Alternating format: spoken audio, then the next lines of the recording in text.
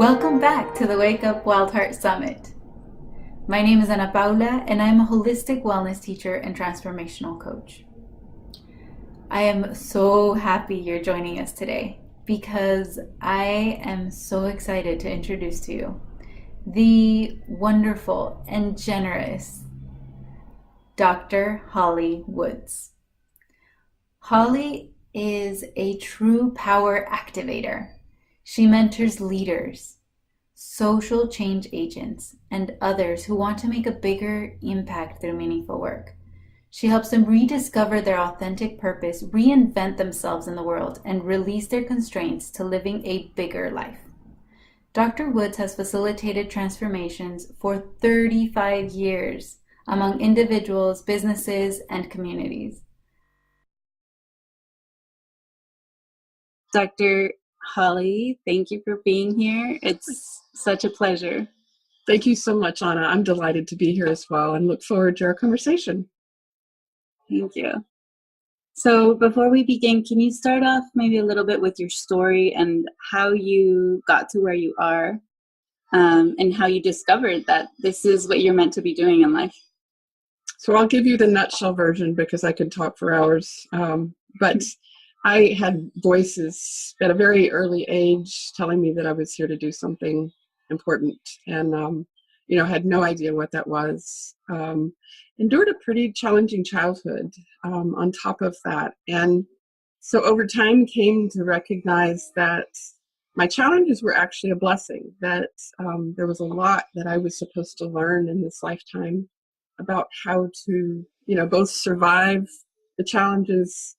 And also gain some capacities that would move me forward. And eventually I had this very significant longing calling to live a purposeful life. And so I started exploring, what is that? And 17 careers later, I finally figured out, my purpose is actually to help people find purpose. And so in all of that journey, I learned some pretty significant skills and tools and methodologies, even did a doctorate in human development, because I so wanted to figure out how do you figure out what you're here to do. Yeah. So about a decade ago, I started doing purpose work, and have really made that my life. It's really what I'm here to do. Wow. Well, that's 17 careers.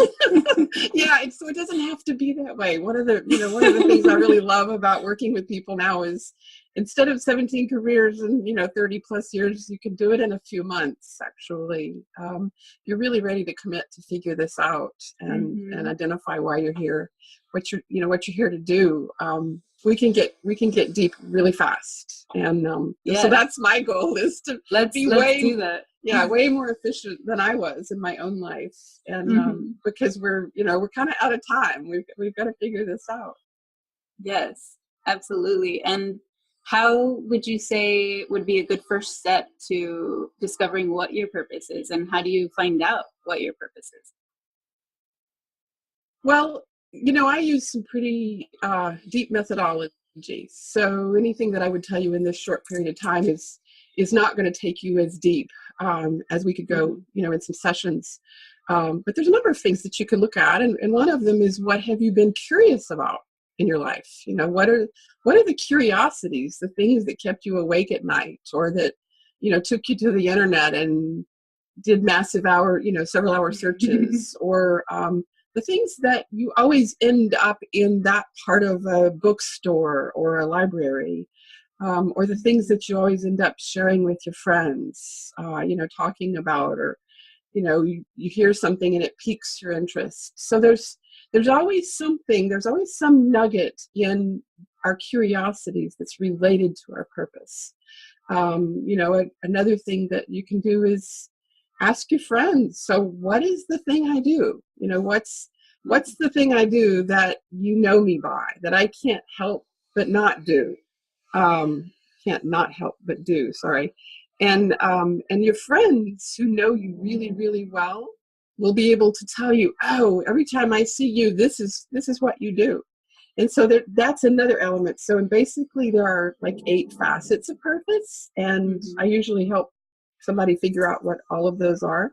And so there are a number of ways that you can look at it. It's a multidimensional, like, crystal. So those are a couple ways that you can start thinking about purpose. And would you be able to share the 8 facets? So the 8 facets are your vision for the world, the values you hold about the world, your core powers. So what are the gifts that you bring to the world, your superpowers, your essence is sort of the thing you are that without trying, there's just no way that you cannot be that thing. There's your giveaway, which is what you do in the world that influences others. There's your message, the message that you're here to share, that you share with your tribe and sort of guides how people hear you. There's a task, your task. So I'm tasked with doing this thing. It's something I accomplish in a lifetime. And then there are delivery systems, which are the multiple ways that you might deliver your purpose in any given lifetime. So in the work that I do, I actually help people look at all of those facets. And so we come at purpose from a multi-perspectival orientation, because it's very complex, but also extremely nuanced. Most people think, I can talk forever about this, but most people think about purpose as a bullseye. I'm going to get close, and if I get close enough, and it's like, well, yes, and that's sort of on the path, but really our soul purpose is like a pinhead-sized version, the very center of that bullseye. And when you get that close is when the true power comes in from the cosmos and helps you really be propelled forward in your life, and all the magic starts happening, all the synchronicity. That's when it gets really fun. Yes, absolutely. That's wow. So I've never heard of these different layers of it, but you're so right, because we have so many layers to ourselves that it only makes sense. That's really helpful to visualize how we can start getting closer by figuring out these different areas of ourselves to kind of guide us. So there's lots of ways to explore. It's kind of like a puzzle. And my background is a scientist. I did a lot of qualitative research, so I can actually help my clients. We explore lots of things, and you come at it from this multi-perspectives, and then you put it all together, and it's this, just like a gem. I just think there's no greater gem on the planet than our own, manifestation in this life. It's like, how could anything be so beautiful? It's who we really are. Yeah. Wow. And on that same note, so you mentioned one of the steps was finding your gifts. And would you be able to go a little deeper in that?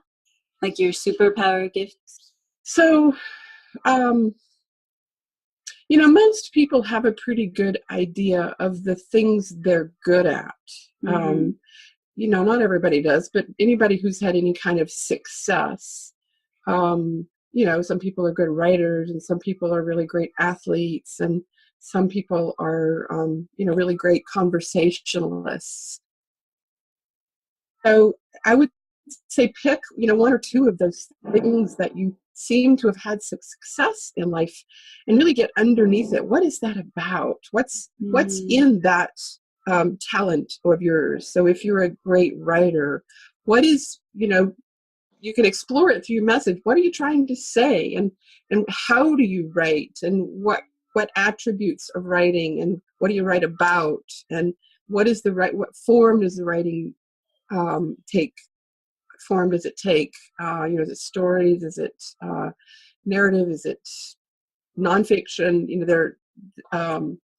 So generally we get at the gifts in my work with people, both from a objective, witnessing these are the things that have worked for me in life, but we also talk directly to the soul, and so things emerge that you just really didn't know about yourself. Wow, that's wonderful. And to connect to the soul, is it through meditation and so guided visualization, meditation, nature encounters. I mean, there are a number of Mm-hmm. things I do that are what I call direct access methods that Okay. that really help you get in touch. You know, a lot like we would get in touch with source or spirit through meditation Mm-hmm. or your guides. You can do the same thing with your soul and really start talking to it, which is kind of Yeah, cool. absolutely. I mean, I don't know anybody luckier on the planet than me that gets to talk, help people talk to their souls. So Yeah, it's very cool.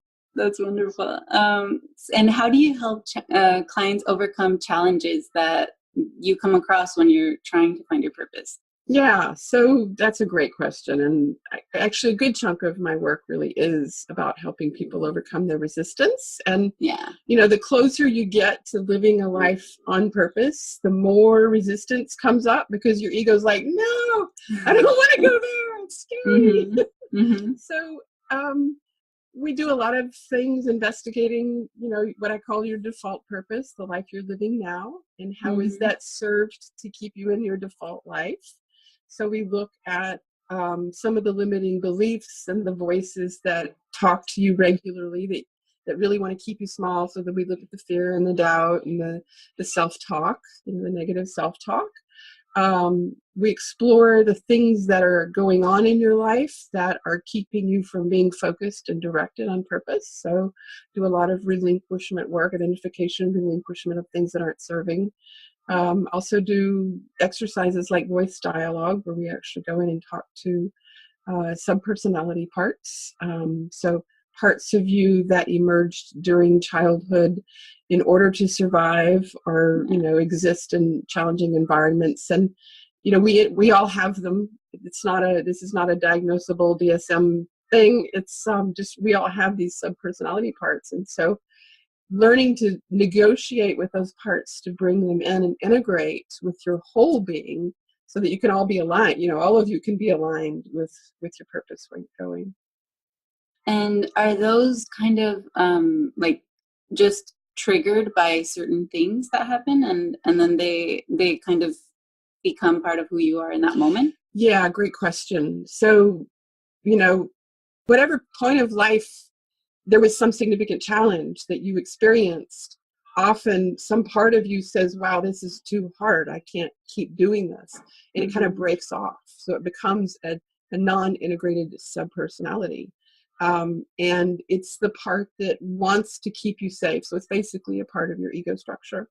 Okay. And so your whole life, then you're in this tension of, you know, your ego, this subpersonality part's pulling you one way and you're trying to go the other way. Mm-hmm. And that's why we often feel stuck, because we have one or more of these parts like pulling us backward while we're trying to move forward. So really integrate, you know, you often hear this called the shadow. So it's a shadow part of you that wasn't integrated in childhood. And you want to find it and negotiate it and figure out a new role for it to be a part of your life. It's not that hard. There's, you know, lots of techniques that have, you know, several decades old. And it's fun, you know, it's actually fun to do. It's not something that's painful. So. Yeah, that's true. Wow. Okay. So, and clearing those in a way would be a good first step, I guess, to, well, discovering and clearing. You know, it's not really clearing. Okay. You don't It's actually. accepting. It's accepting and allowing and integrating. So rather than reject, you know, because your whole life, typically you've actually been rejecting that part. And so you actually want to say, you know, you were an important part of me. And you served me in childhood and up to this point. And now I want to go somewhere else. And I really need you as a part of my team. You know, so it's kind of like corralling all of the forces that might have been going different directions and creating a team. Like, go team. We're all heading in the right direction. Yeah, definitely. That's okay. That's really helpful. And it's really helpful to know that there's shadows that cause resistance in our lives. And how would you, I guess, I mean, I know we can't go into every technique of how to shine a light on those shadows, but would you be able to, and if it's a good idea, I don't know if, because probably it might not be something people can implement on their own. They might need a facilitator. So you let me know. Well, so I won't, I won't walk you through this process, and it actually takes, like at least an hour generally to do, one part just to start with, but something that you can get started on. And this, I call this witness capacity. So, and this is a third person perspective orientation, and not every adult on the planet has this capacity, but if you can sort of, if there are things you do that bug people, that the thing you do that like annoys your partner or your friends, and they like, there she goes again, there's Holly, she's doing that thing, and you want to understand it in order to try to figure out, so what is that about? Why do I do that when I know it annoys people, or it creates conflict? You can actually stand, when next time it happens, stand outside of yourself. Instead of getting defensive or feeling guilty,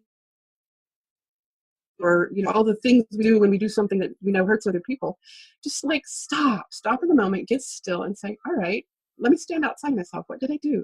What was that about? Because I really want to understand it. And there's some part of me that's trying to keep me safe and feeling loved. And not rejected. And then I do this thing that actually is the opposite of what's useful. So just stand outside of yourself, be a witness, and start to notice what it is you do and how it has served you. And then imagine that there might be another way that actually would serve the situation or the conversation better. So that's that's sort of an informal way of doing it.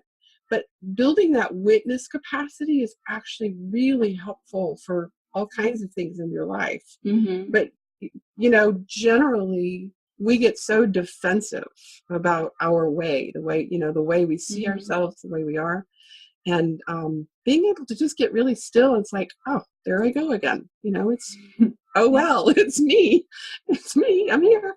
And, and just like, step back and look in and accept and allow. It actually creates more self-compassion and self-love, loosens the constraints, the constrictions that exist inside of us, and it lets then more freedom to be a different way. You can't actually be something different if you can't allow what's here. So that's a good first step anyway. Yes, that's wonderful. Thank you. And in this whole process, how would you define, or not define, but how would you place the practice of gratitude? Gratitude has to be the foundation for everything in life. It's like the most significant part of my life. I wouldn't be here, literally. I wouldn't have survived my challenging life had I not developed some kind of gratitude practice. Probably as a teenager in 20s, and I was very religious as a child, and then left the church and developed my own cosmology, spirituality.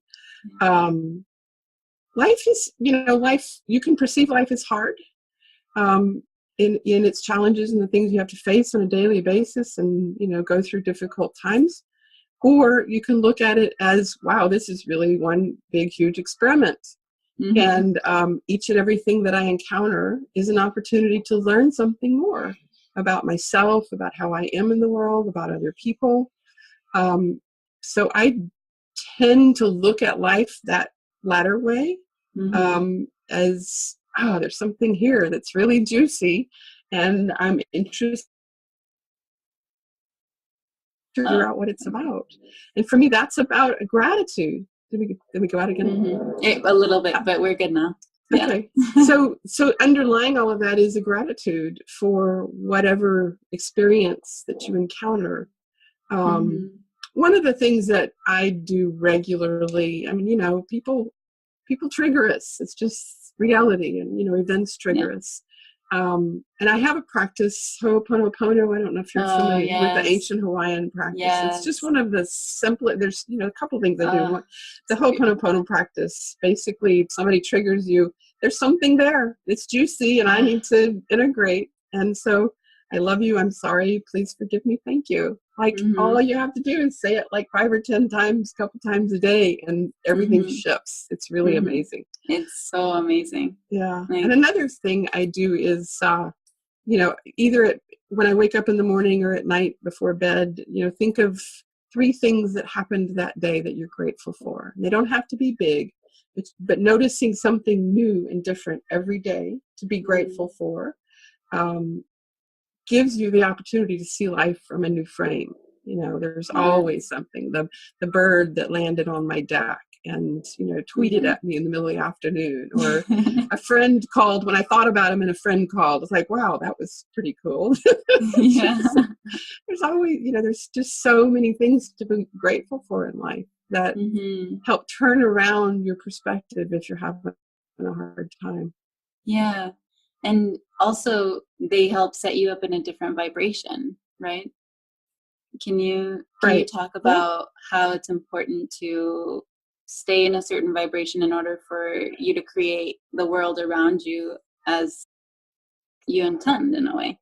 Yeah, Anna, that's a great question. I really appreciate you asking that question. A whole lot of what I do personally and help my clients learn to do is hold themselves at a different energetic level than they used to, or we tend to do in our crazy world. And there are a lot of ways to do that, but a very simple way is just to imagine a sensation like joy. And you can just, imagine something that occurred. I just got a huge energy rush as I even said it. Imagine something that's happened in the last week that brought you, made you laugh, or just, some delight, some wondrous thing that occurred. And I go walking in the redwoods a lot, and I just, there's just almost nothing greater on the planet than getting to walk in the redwoods. I'm so lucky. Yes. So if you're having a hard time, like, imagine that thing and watch what happens in your body. It's just phenomenal. Like, literally take yourself there, re-immerse yourself in that situation, and allow the experience to emerge in your body, and literally your energy changes. I mean, and it's just not that hard. And you can do that with almost any vibration, that you want, that you choose, happy or confident or sovereign or delighted, or, just imagine an experience.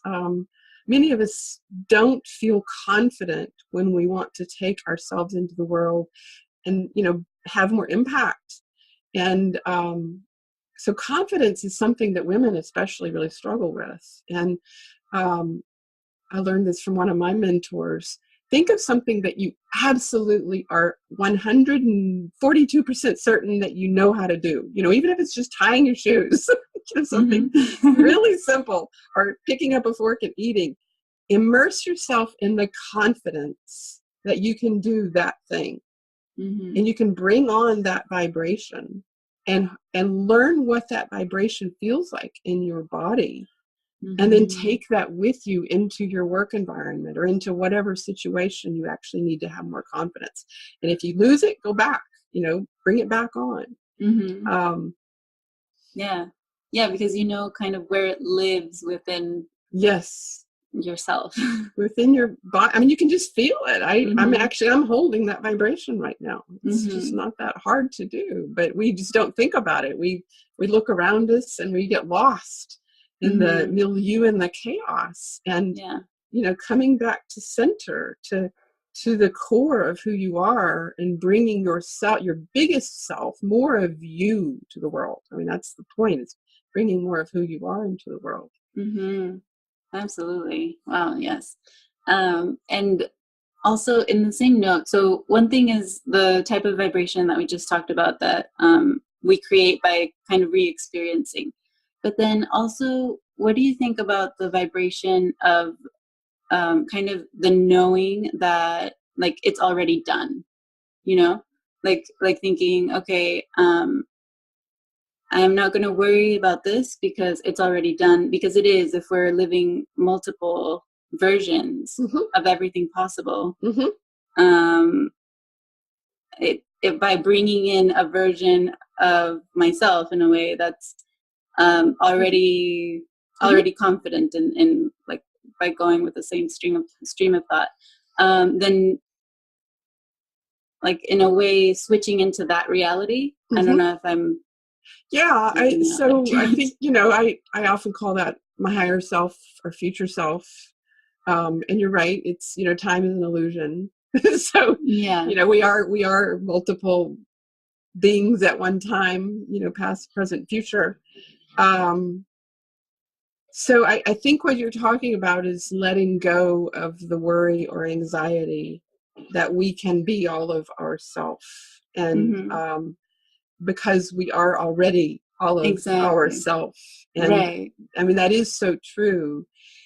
And what happens is because we've come onto the planet, you know, in this particular lifetime, in a fairly difficult, you know, like both completely over the top opportunity and also very difficult circumstances, as we're shifting from, you know, a 3D paradigm to a 4 and 5D paradigm. Everything shifts, and we're being forced to move along in this spectrum of time, space, perceptual time and space, without an awareness of what's going on. So most of us are living in a material world and being dragged along in a quantum world. And, you know, the two don't really sync. And so knowing, I think what you're describing is that knowing that we are moving. If you're doing this work, if you're listening to the summit, you know, this particular interview, you're doing the work. I mean, you know, you wouldn't be here if you weren't actually doing some of the work at least. And so knowing that your experience in the material world is way less significant. I'm not suggesting don't do the things in life that need to be done, but recognize that as you do the work in the material world, you also have to do the work in the, you know, the etheric realm, the spiritual realms, in order to be manifesting there. And that's really where the focus should be, as opposed to worrying so much about job or money or, you know, prosperity, the kinds of things that we worry about in the material world. So I don't know if I'd call that a vibration as much as a knowing that things are going to be okay. They already are. Exactly. If you're doing your work, if you're headed in the right direction, it will be okay for all of us. Every single one of us will be okay. We don't actually have anything to worry about if you're doing your work. But it's, you know, you got to do the work, and then you'll be, you know, you'll be a part of the shift. So that's the key, is we have to actually really be intentional about participation in it. And the more of us that we can bring forward, and more of ourselves that we can contribute, you know, to our time here, the more we'll be contributing to this shift. Yeah, to the collective shift. The collective shift. Exactly. Yeah, because we're all in this together. Yeah. That's a beautiful question. Thank you. And on a slightly different turn, how do you stay inspired to stay on track living your purpose? Yeah, good question. It's been challenging in different parts of life. You know, it still remains challenging. I have challenges too. How do I stay inspired? I have a pretty profound spiritual practice. So I seldom feel disconnected. You know, for me, it is all about remaining connected to my higher self, to source, to my soul. I came back in this lifetime to do this particular work. And when you're really connected to the work that you're here to do, there's a whole different perspective on being on the planet. Because I know that this is why I'm here. And I would, you know, I personally, you know, would probably not survive if I weren't doing my work. And so that in itself inspires me every day to like be my fullest and most contributing and be in that vibration of joy and delight and wonder, because I'm here to inspire others to be their very best and fullest and most expressed self, to amplify everything they are. Yeah. So I do a lot of meditation. I spend time in nature. I read inspiring books. I don't watch TV. I don't watch the news. I do the gratitude practices. I eat really healthy and take care of my body. I mean, just all, this is a conduit. I'm a conduit. Exactly. And the better I take care of this conduit, the more flows through me. Mm-hmm. And that keeps me inspired. It's, it's not even I have to inspire myself. It's just staying present to who I am and why I'm here, and being the best conduit I can be creates inspiration. Absolutely. And definitely it does. And so for a person that's barely starting out in this path, that they're listening in and they're like, okay, how do I start? What would you say would be a good way to start feeling connected? Because what I've seen in clients is sometimes they feel disconnected from even just themselves, but also energetically to the world. Yeah. So yeah, what would be a good... So a starting point, if you don't have a meditation practice and meditation feels too woo-woo or too hard, I'd say start with walks, like long walks in nature, and don't take your time to look around and be with the trees and the flowers and the birds. That appeals to me anyway. It doesn't do it for a lot of people, but you're more available to the quantum field through nature. Relaxation practices or guided visualization are also useful. So much of the time we're disconnected because our body is so shut down. And so just basic relaxation practices, yoga, things that bring you back into your body, breath work is also really useful. So ways of being really grounded in your body, opening up the channels, letting go of the constraints is a really great way. And then, progressing to a meditation practice it's actually pretty important. Even if it's for 10 minutes a day. I think I did 10-minute a day meditations for probably a decade before I could do anything longer. Just you gotta rewire the brain. Some things to get started. Yeah, that's really good. Thank you. So hopefully they can start implementing that in their lives today. Yes.